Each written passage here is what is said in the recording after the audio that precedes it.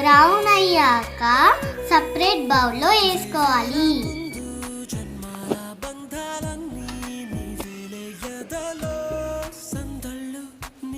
కిడ్స్కి కాబట్టి లైట్గా సాల్ట్ అండ్ పెప్పర్ వేసుకోవాలి.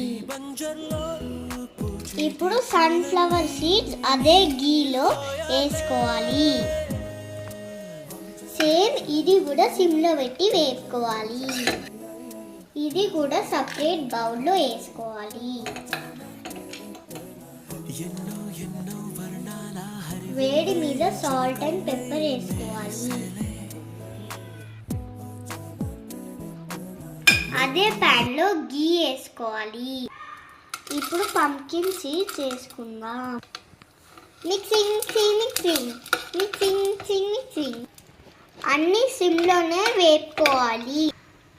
ఇది కూడా ఇంకొక బౌల్లో వేసుకోవాలి.